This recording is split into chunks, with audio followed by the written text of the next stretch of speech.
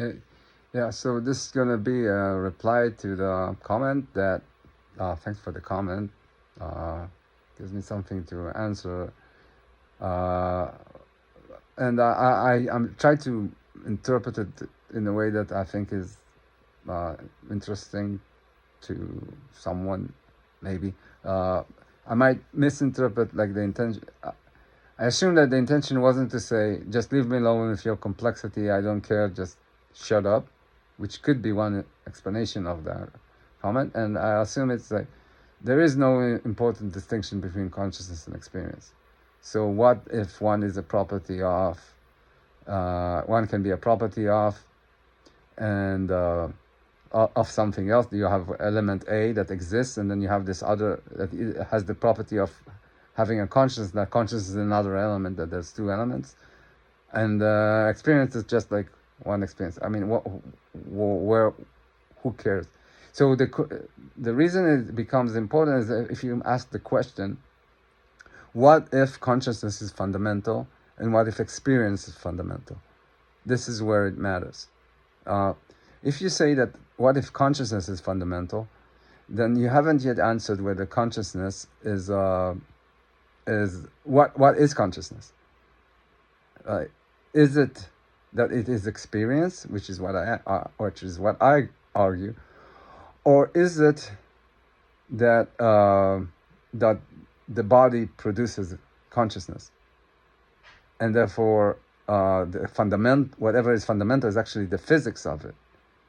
And even if you say that the physics of it, like everything physical has some kind of a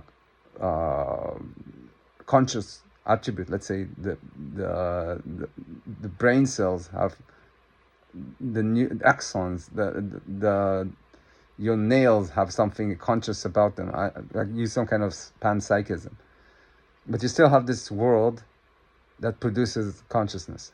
That's the possibility that you get with the word consciousness. You don't get it with experience. If you say experience is fundamental, you don't say anything about these other things, right?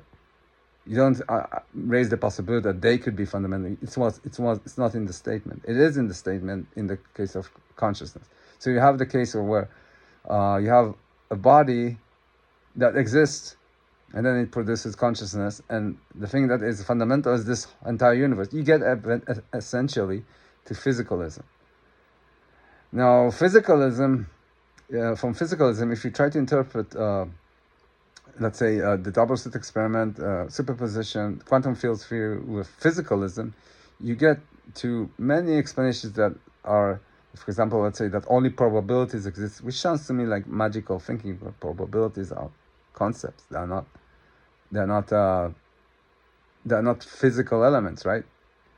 Or which is fine if you take experience as fundamental, but not if you have just argued that this whole universe exists.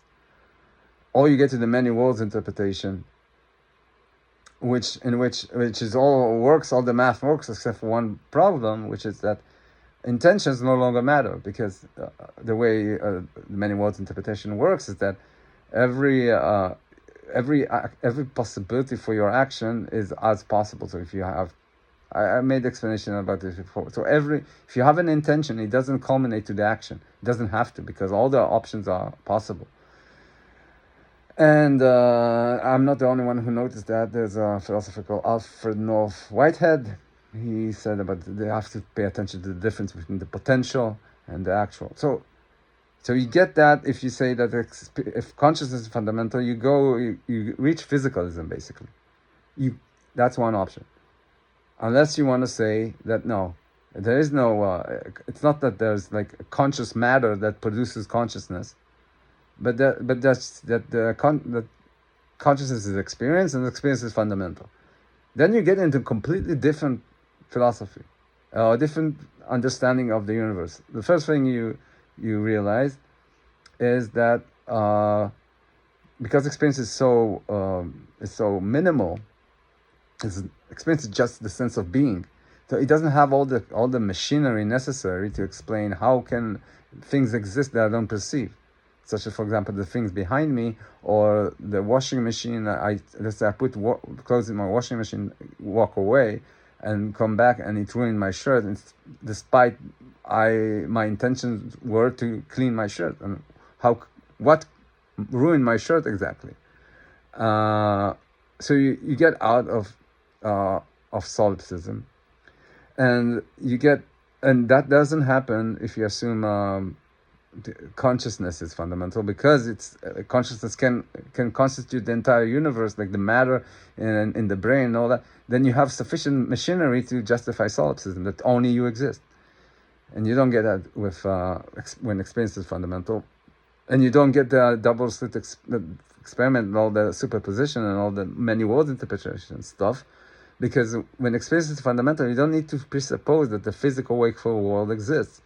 It's enough that you can presuppose that the perception of a physical world exists, but it doesn't mean that the thing that you perceive is actual.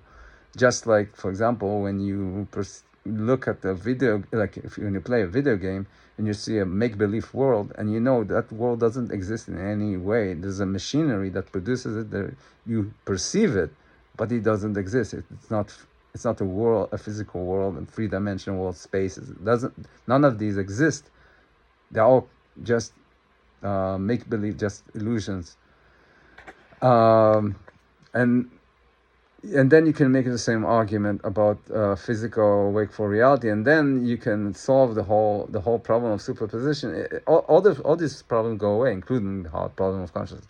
So you get all this stuff, and then you get some more stuff. You get different new physics, which can potentially, I don't know, make someone rich. I don't know. You get a new let's say psychiatry. You get new medicine. You get new artificial intelligence, if you want, and you get a new understanding of religion, of science, of culture, of society. I can go on. They get lots of new stuff. So all this, with all this in mind, I don't see how I can say, yeah, this all this thing I just listed, none of this matters. Let's just use the word consciousness, because it makes things simpler. It makes things simpler, maybe for you and maybe for other people. Maybe it makes you happy and makes people happy. Like to think about reality in these terms, and happiness is great, and if they feel content, that's all awesome. But I don't think it just canceled out all these other benefits that I've said. So with all that in mind, yeah, I think it using the word consciousness, I think it's actually, I personally think it's a bad word. I think it makes you go into places which you shouldn't go. Like, for example, talking about the mind as the combination of a brain and the experience of it, as if it's one thing, and then it's supposedly let's say last forever for a soul, and then like you get into a different understanding of what you should preserve, what's important in life, what's less important in life. But you can do whatever you want, but I'm just saying there's enough here to justify the separation.